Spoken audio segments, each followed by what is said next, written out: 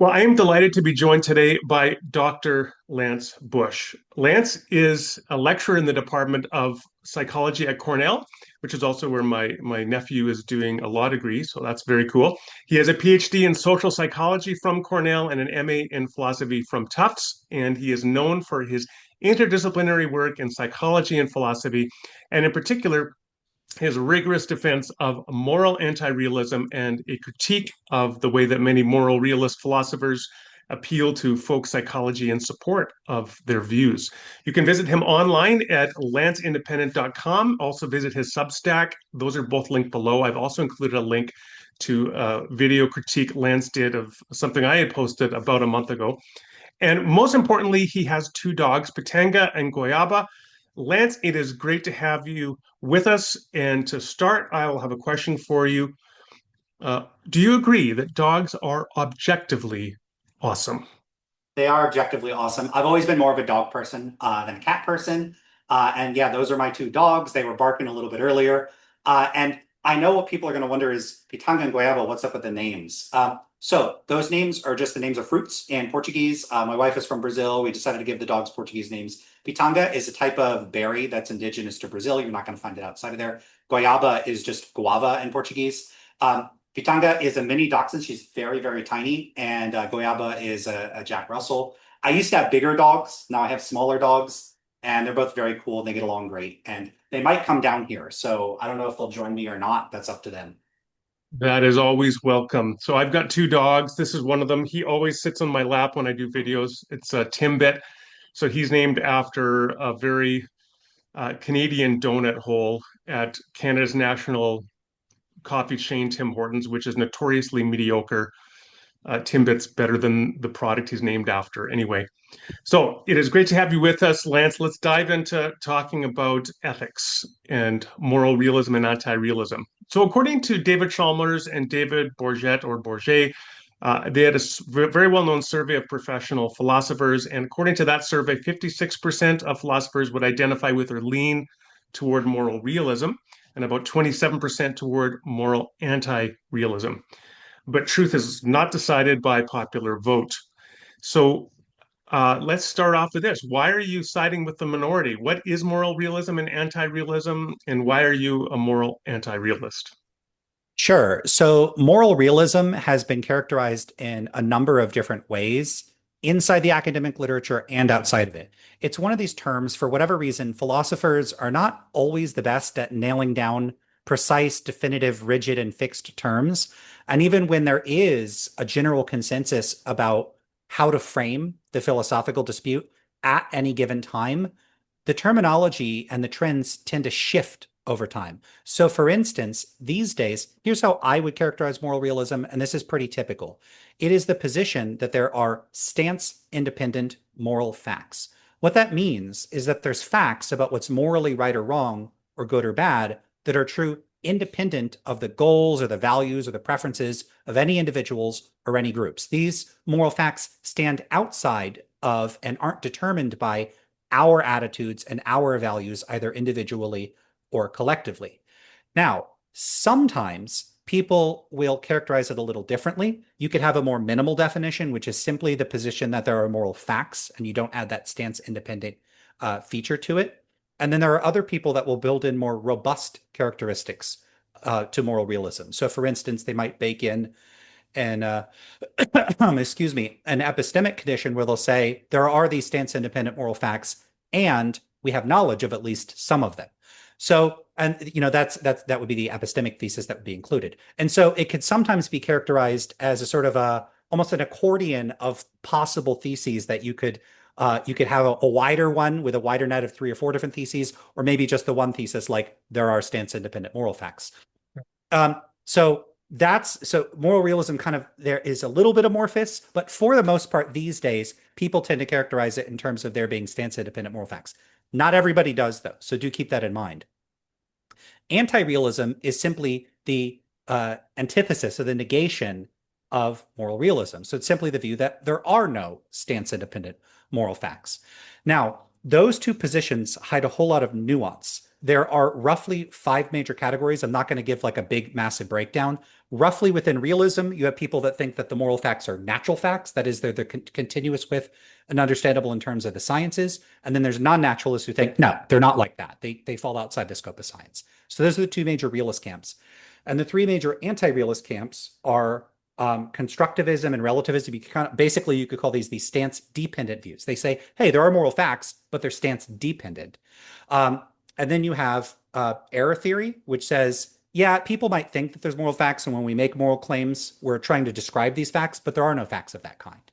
And then finally, you have non-cognitivism. These days, most people are shifting towards this term expressivism, but traditionally, non-cognitivism is the view that moral claims aren't in the business of being true or false. They're more like claims like shut the door or boo murder or something like that. So those are the five major positions out there. I don't really fall within one of those, but as far as why I'm an anti-realist, it's not easy to like. It's not like I endorse the view because there's like a single syllogism that I saw the syllogism and I'm like that nails it. Like that's your definitive argument against realism. It's really that I approach things very holistically, very abductively. You kind of build a cumulative case for the kind of position that you hold.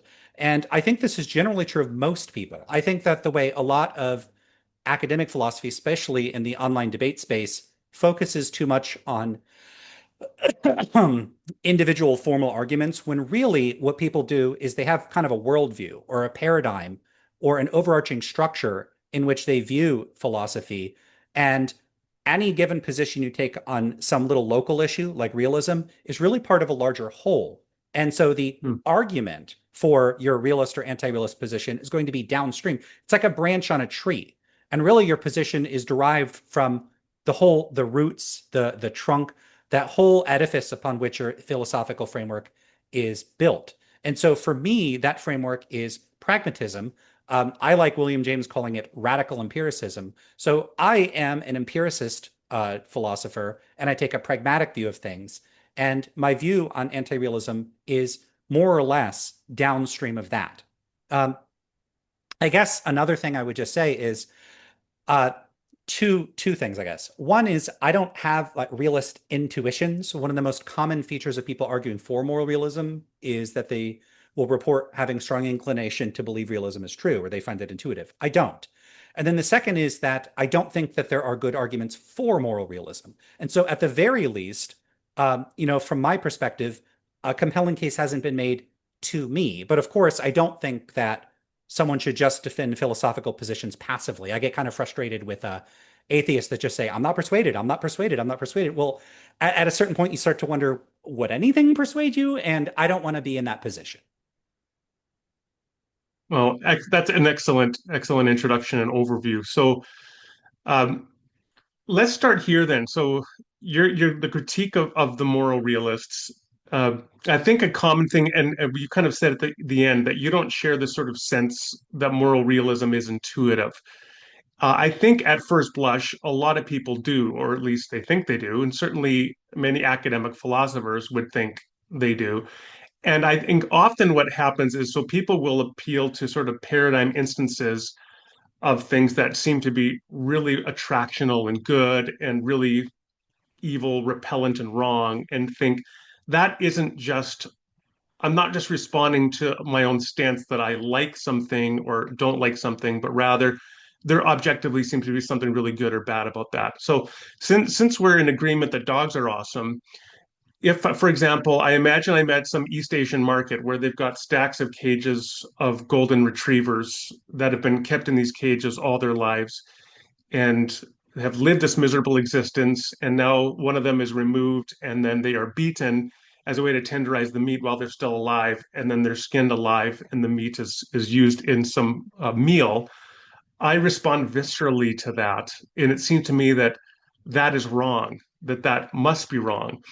And if you'll just bear with me, that actually triggers to mind a passage that really impacted me some years ago from Leo Tolstoy, where he talked about witnessing a public execution. And he said the moment that he heard the head hit the basket of the guillotine, he said, I knew with every ounce of my being, I'm paraphrasing, that this must be wrong. It would always be wrong.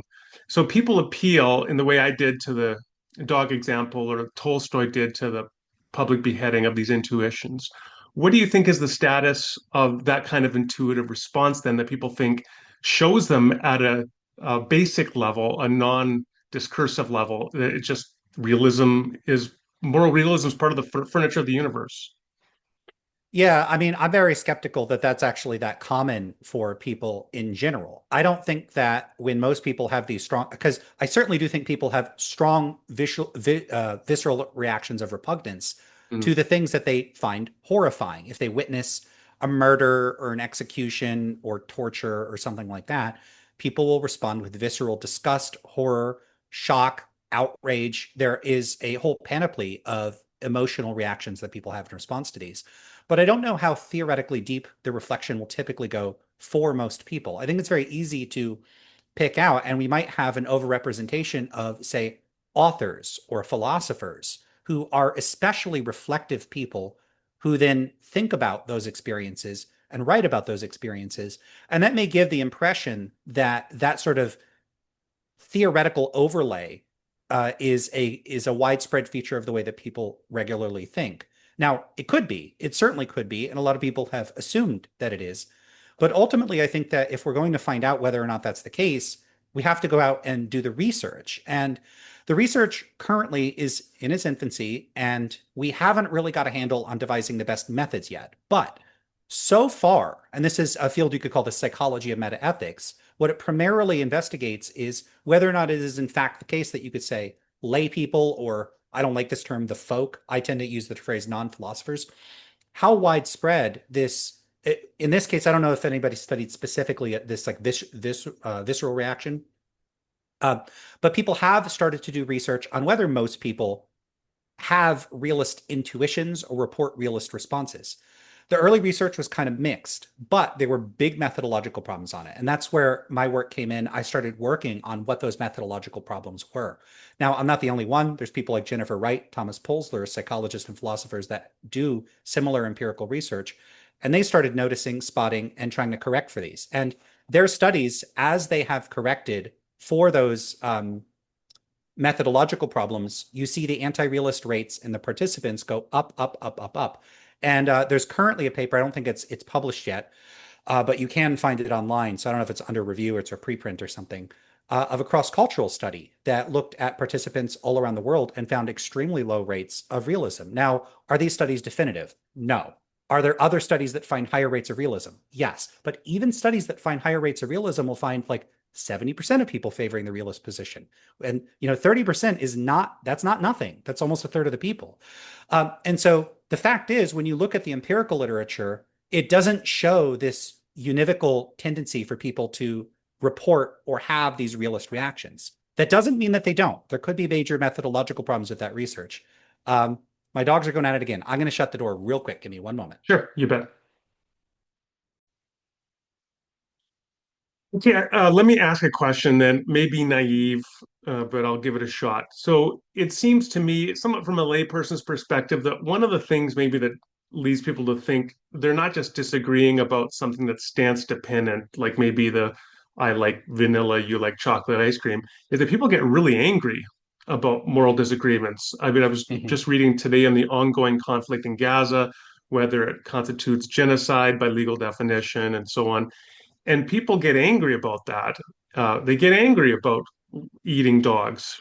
They get angry about all sorts of issues that we classify as moral issues. So it seems that there's something that they're objectively disagreeing about that they wouldn't get so angry and worked up if it was simply a matter of a stance-dependent opinion.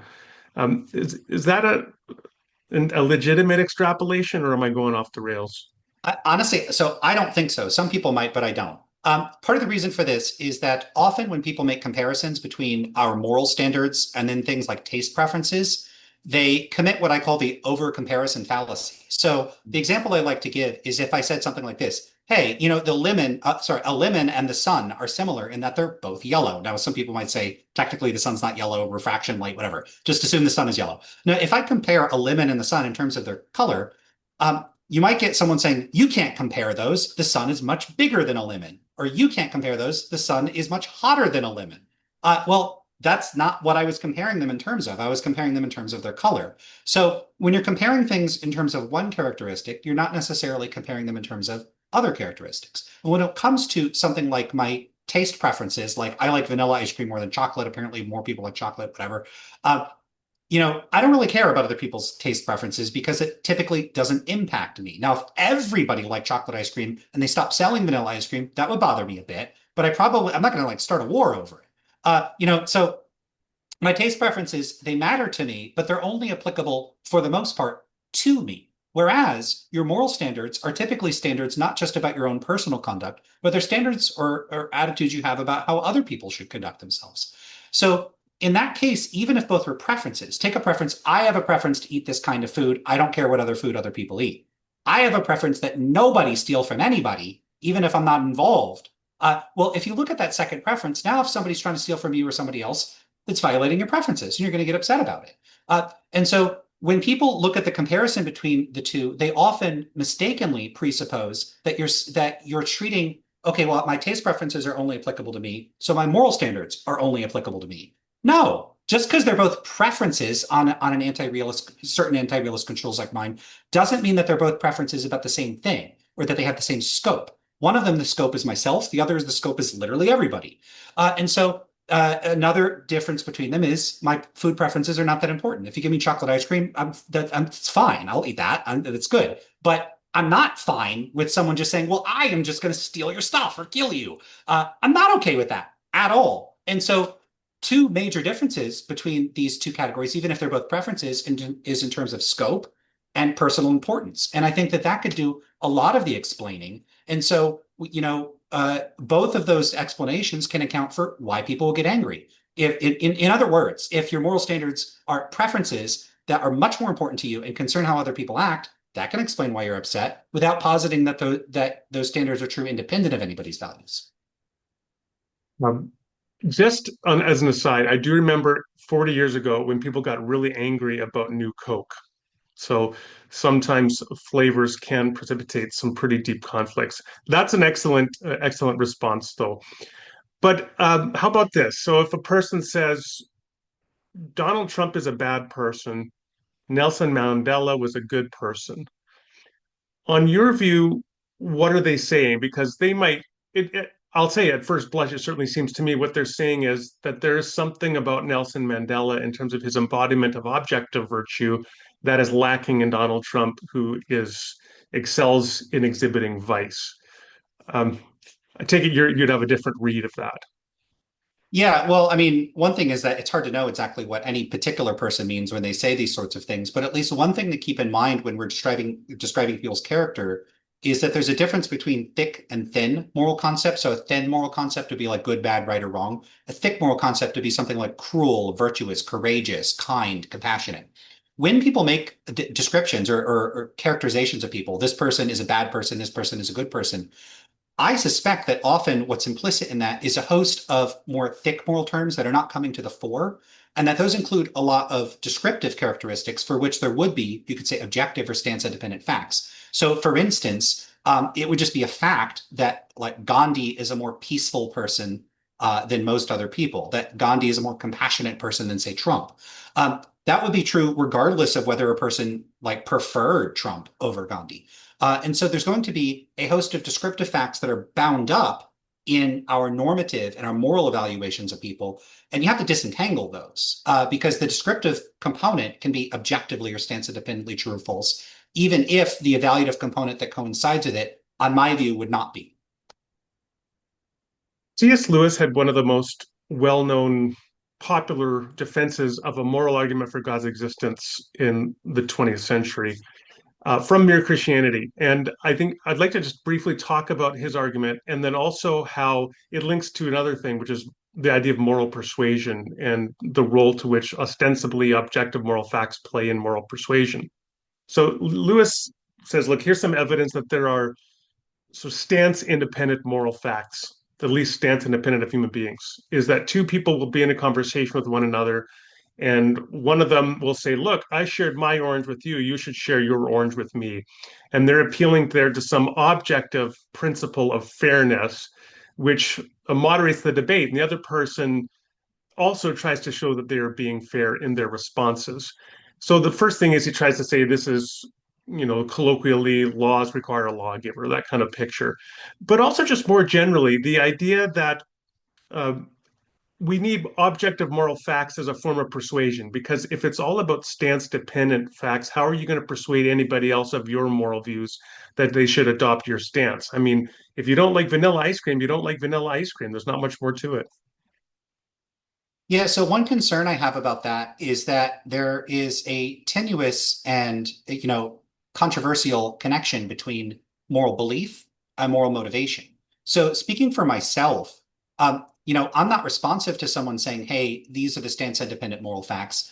If those facts don't align with my personal values, I don't value just complying with whatever the stance independent moral facts are, regardless of their content. What if the content of the stance independent moral facts was something radically at odds with my own values? Why would I comply with them? I don't just intrinsically value them. And if someone wants to argue that I do, like the onus would be on them to show that I do. And so, if someone was trying to mug you in an alleyway, I don't think my go-to would be, hey, this is objectively wrong for you to do. I think what the most practical thing to do would be to say, hey, you would appeal to their compassion. I have a family. You're gonna, don't you have a family? What would your mother think of you for doing this? Hey, there's security cameras over there. You're going to get caught. You would appeal to that person's self-interest or that person's values. Now, if that person values the objective moral facts, then maybe appealing to the fact that what they're doing is objectively wrong might work. But what if they don't? If we encountered, for instance, an alien species that was just intent on destroying us, I don't think the most persuasive thing to do would be to try to persuade them what they're doing is wrong. They could say, yeah, we know, we don't really care about that. So I am very skeptical that it's somehow necessary for persuasion. And even if it were, I think that there's some irony in the fact that I think it would only be effective as a tool of persuasion to the extent that the people you were attempting to persuade valued on subjective grounds complying with the non-subjective moral facts. Is it fair to say then that bottom line is either they're going to care about your position or not, whether it's objective or subjective? So really the question is how to get somebody to care about your position. Is that, Yeah, I think so. yeah. And so I'm not saying that appealing to something being an objective fact or stance independent fact couldn't work. It could work. It's going to be contingent on that person's motivational set and their psychology, not just their beliefs. Unless you defend the position that to the extent that you believe the moral facts, there's some motivation to comply with them. And then that might be true. And that's a position called motivational internalism. I don't endorse that position. But if someone does, then there could be something to arguing for realism. Now, when you're in a job interview, the one question I think that most people fear the most is, what's your greatest weakness? So, in the spirit of that question, what is the greatest weakness of moral anti-realism? And conversely, what do you think is its greatest strength or appeal? Okay, so I'm going to give two weaknesses, if that's okay, because one's a more philosophical one and one's a less Sure. philosophical one. I think the greatest philosophical weakness to moral anti-realism is more dialectical than it is intrinsic to the position, which is that I don't really think that there are any good positive arguments for moral anti-realism. The most standard ones would be like the argument from disagreement. You would have Mackey's appeal to like the weirdness of metaphysical facts, metaphysical moral facts. I don't think those arguments are particularly strong, and there aren't a whole lot of other positive arguments for anti-realism. So philosophically speaking, there's a paucity of a positive case for anti-realism. At least I think so. And then on its weakness in terms of more its vibe, there is something that many people find sort of emotionally unsatisfying or personally unsatisfying about it. I think it does often give people this sense of emptiness or nihilism, or that there's something missing. Now, I do think that's an artifact of longstanding features of our religious and cultural and historical and maybe our innate psychological legacy. And so it's not really an intellectual issue necessarily, but it nevertheless is an issue that drags down the position. But then you also ask for its greatest strength. I think that it's probably its greatest strength is that I think it fits human psychology a lot more naturally than I think people give it credit for. I think that people are fundamentally driven by their goals and desires. And I think that when you set aside this, what I consider to be a kind of wonky and awkward relation between belief and then desire and value, and you get rid of belief, then you're getting rid of a kind of intellectual middleman that I think is explanatorily and deliberatively superfluous for accounting for how people go about acting. Sorry, that sounds really fancy. Basically, what I'm saying is I think fundamentally people have values and preferences. Some of them are not very important, like food preferences. Some of them are deeply, deeply sacred and important to people. I think they all can be captured in terms of values, desires, goals, something, these notions that are much more connected to action and motivation. And I think that realism struggles to have as close of a connection to our desires and values as anti-realist positions tend to.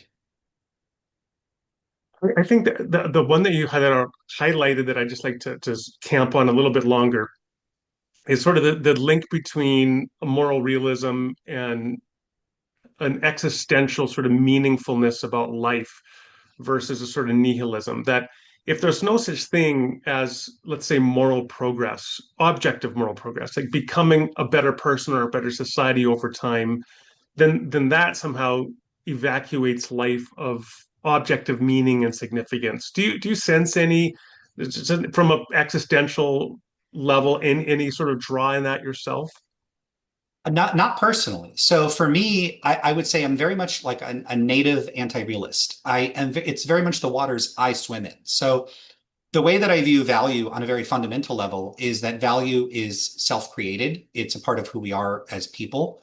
I do appreciate, sympathize with, and worry about the the side effects or the consequences of espousing a view like that, what they might have.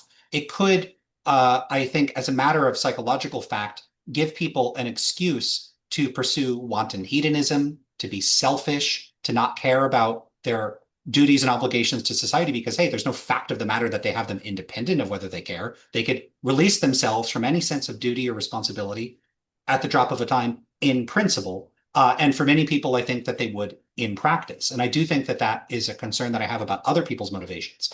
But speaking for myself, I worry that people's existential concerns with moral anti-realism are driven by, I think, philosophical misunderstandings of its implications and what it leaves left to us. I don't think that it strips life of value and meaning. I don't think that it entails some deep, dark nihilism. I think that's a misperception about the position. And part of what I'm striving to do is convince people that that's not the case. But it does look like a lot of other people have that reaction. And I think that's unfortunate. And from my perspective, I think the only way out is through. I think that we need to work through a universe in which value isn't given to us from the outside. And I think that that would be true even if there's a God in the universe, even if, you have all the good stuff that if there is a benevolent God that created us, love and compassion and beauty and all that stuff. I think all of that stuff fundamentally is tied to our experiences and our values. And I don't think that we need realism to get what is functionally a very robust sense of value and meaning out of the world. I want to come back before we conclude to sort of the relationship between anti-realism and religion, or specifically Christianity. But first, I just wanted to ask one other question. And so as I've listened to you, I've been thinking about the parallels in my mind between idealism versus realism about the external world. So when it's been years since I read George Berkeley, but when I read Berkeley, his insistence was that we don't actually assume an external world, objective, external to our minds. And it's sort of an imposition that philosophers have made. And he was trying to argue, in fact, for the privileging of his idealistic view of reality. Do you think that there's a parallel between the realism versus idealism view of the external world and the realism versus anti-realism view about moral facts? Does that make You know sense? what? Yeah, it does, but I'm not sure that there is. So there might be from the perspective of many realists. And the reason is, realists might say something like, look, it seems like there's an external world. I see tables of trees and chairs, and it seems like there's these moral facts. If I'm going to be an anti-realist about the external world or a skeptic, external world skeptic, that is functionally very similar to being a skeptic about these moral facts that seem so apparent to me.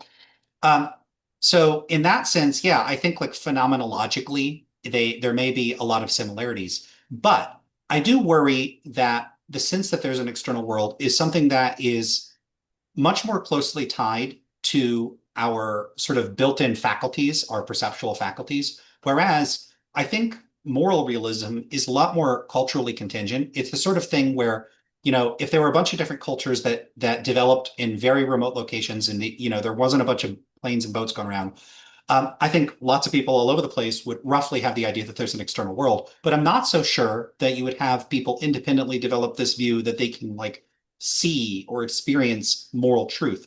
I think people could get by quite fine thinking of moral facts as like social constructions or something that's institutionally designed. And so I do think it's something that's less connected to a deep, visceral sense of our experience of the world. Okay, let's now come to that relation between Christianity and realism versus anti-realism. So you said at the beginning, you talked about comprehensively, sort of, I don't know, let me see how it was. We have like a belief system, a worldview, something like that, sort of an overall interpretive framework of reality, yours being a pragmatic one. And there's a natural relationship, I guess, between that and an anti-realist position on moral facts, which I get. But then you've said this interesting thing in a couple of interviews that I listened to, that you didn't think like the common assumption that theism or Christianity would entail a commitment to moral realism is a correct view. So say more about this view that maybe Christianity underdetermines one's metaethical position on these questions. Yeah, I'll say a few things. I mean, the first is just a disclaimer. I am not a biblical scholar. I do not study, or I don't, not only do I not specialize in, I've done very little study of philosophy of religion. So people that are more knowledgeable than me may be able to absolutely school me on the facts of either the scripture itself in terms of Christianity or other religions. And they may be able to absolutely school me on the sort of stuff external to that in philosophy of religion. So I could just be completely wrong about this. But I'll say a few things. One is that I haven't seen any clear or unambiguous scriptural articulation of anything like a realist position. And when I've asked Christians to provide passages from the Bible that support a realist perspective, the passages that they provide just don't appear to support such a view. They're certainly moralistic, but they're not moralistic in a way that clearly speaks to metaethics. And if someone wants to present, I'm always willing to entertain new passages, but I think if they were there, I would have seen them already. But I could be wrong. The other thing is that, uh, like the current way in which realism is characterized is largely attributed to the 1903 publication of Principia Ethica by G.E. Moore.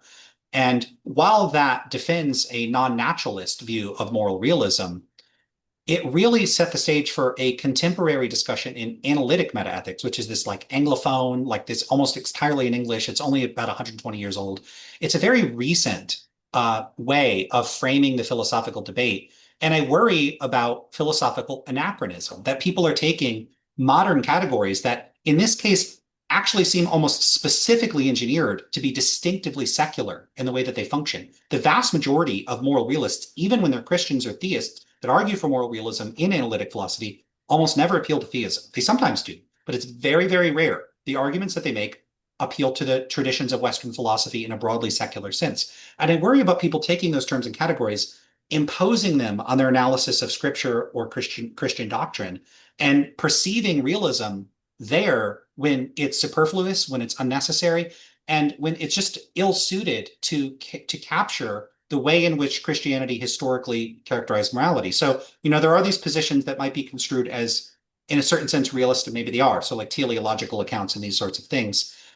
And so there might be a sense in which certain conceptions of Christian morality are realist. I will say, though, that the senses in which they're realist do seem quite a bit different in their particulars than what you could call like secular non-naturalist realism. So I do think that perhaps part of the problem here is that there's this very rigid, narrow framing of the contemporary metaethical dispute, and that the terms and categories there are kind of an awkward fit, like trying to fit a round peg into a square hole, to the categories that one would get were one to approach philosophy from a fundamentally Christian or broadly theistic perspective. So the question of theological method is a bigger one than I think our conversation is here in terms of how one determines what a Christian would believe. But certainly it is a lot more than looking at Bible verses. So that would be a first step. But um, what was I going to say? Oh, How about like in terms of like it seems to me that a stance a moral anti-realist who had said it was moral facts were stance dependent on the individual would be a tough fit with Christianity, but a view that says it's dependent on a stance the stance of God is a pretty easy fit with Christianity. So could one just say, oh, it's stance dependent on God's perspective and be a moral anti-realist? Yeah, I mean, that would technically make you an anti-realist, and there are secular positions. So, like, one is ideal observer theory, which says there's a single set of moral Right. facts. Those facts are what a perfectly rational and ideally, like a fully informed, basically omniscient and perfect agent would endorse. Kind of sounds like a god, but it's secularized, right? Now, what that position is, I mean, first of all, it's not relativistic. There aren't different moral standards for different people. There's one moral standard. So there is a correct moral standard. It's just technically it depends on stances. So one of the things that anti-realism has the resources to do is to eliminate the kind of arbitrariness. It doesn't allow like, well, hey, I over here think stealing is okay, so it's okay for me to steal. So you do anti-realism has the resources to say, no, that's not the correct anti-realist position.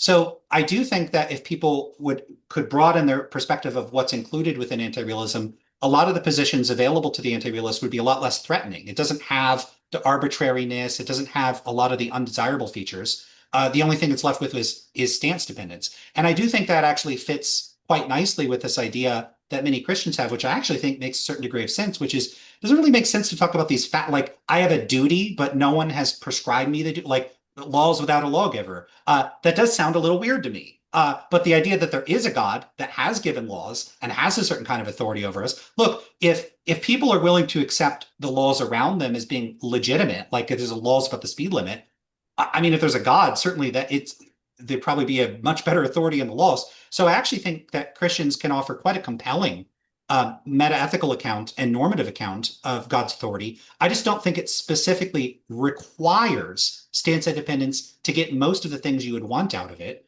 And in a certain sense, I think it would make more sense than secular non-naturalist moral realism. Something about secular non-naturalist moral realism, there's just these floating ethereal duties that I just have. Um, and something about that strikes me as quite strange. And if I'm being perfectly honest, I actually think that non-naturalist secular moral realism is a residual legacy of people like trying to get their realism without having their God in the picture.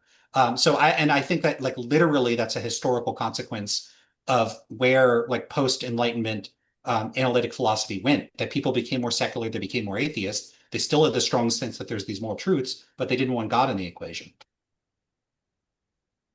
Have you? So I've never read Charles Sanders Peirce, but I understand he was a lifelong Christian and, of course, a very well-known pragmatist. Do you know if there was any exploration of the two, his Christianity and his pragmatism in his work? I don't know much about Peirce. Okay. So Peirce distanced himself from pragmatism fairly early on, and he Okay. came up with pragmaticism. And so I'm a bit more familiar, although still I just became a pragmatist in the past few years, like I Mm. discovered it late in life. But I'm more familiar with William James and FCS Schiller. But certainly my own religious views and metaethical views are not a necessary consequence of being a of being a pragmatist. Pragmatism is really more of a method and a meta philosophy than it is something with any distinctive set of doctrines. So, I think generally, probably almost certainly, Peirce would agree. I think James would agree. I don't know what Schiller would think, but there would be a broad agreement that Christianity and theism are consistent with a pragmatic view of the world, and pragmatism allows for different conceptions of what the sort of content of the truth is. So I don't know if that I don't think I can answer your question, but I'll answer something kind of adjacent to it then. Yeah, no, I appreciate that, and I appreciate you mentioning William James. Of course, when I was in university 30 years ago, and I did my philosophy of religion sequence of study, James, The Will to Believe, of course, is one of the classic essays you read, and then the varieties of religious belief. I think it was a Gifford Lectures, if I'm not mistaken, hugely, impactful for me. So. All right, I'm going to ask you, put you on the spot in a moment, just to give your final word of what you want to leave us with. But before I do that, so I want to remind people to visit Lance online at lanceindependent.com and also at Lance's Substack, again, linked below. And I want to say the two things I admire most about you, first is you agree that dogs are objectively awesome. And second is you began by saying, well, there are these five major positions in metaethics, and I don't fit into any one of them. I love somebody who's an independent thinker, not an iconoclast for the sake of iconoclasm, but just somebody who's working it out for themselves and they can critically and charitably engage with alternative views and yet offer something new. So it's been a pleasure and a delight to speak with you today. What is the final word you would want to leave with us as we conclude? Oh, I don't even know. I didn't think about that. Got to put me on the spot. What I would tell people is this: when it comes to many of the claims that philosophers make, a lot of them fall outside the scope of making any clear or definitive empirical claims. But frequently, philosophers will dip their toes into making empirical claims. And when they do that, I do think that their feet should be held to the fire. And I do think that people should point out and say, hey, that's an empirical question and it's worthy of empirical scrutiny. And this is, never mind metaethics, but just broadly speaking, philosophy and the empirical world should play more nicely. And I don't think that philosophers should fear empirical findings. They may refute what they say or challenge what they say. They may not. And that I think is a big takeaway. A very common thing that I say, almost to the point of it being a slogan on my channel, is that's an empirical question. I say that a whole lot. And I don't say that to evade dealing with the philosophical issues, but because philosophical issues brush up against the real world. And in the real world, a lot of questions are empirical. Not all of them, but a lot of them.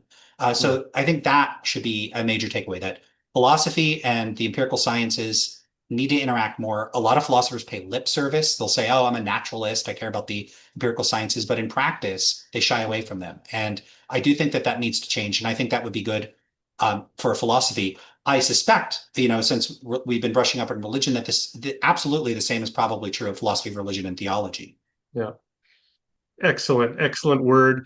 Actually, the last thing I'm going to say before we conclude is I also loved how you said earlier when we were talking about understanding what people in their folk or just the lay perspectives or whatever term we want to use. And you said, well, this research from a psychological perspective is in its infancy. And that's just exciting to think that we're on the threshold of so much new research to be done, opening new horizons. And that's what you've done for us today. So, Lance, thank you very much for speaking with us today. It's been a pleasure. Thank you.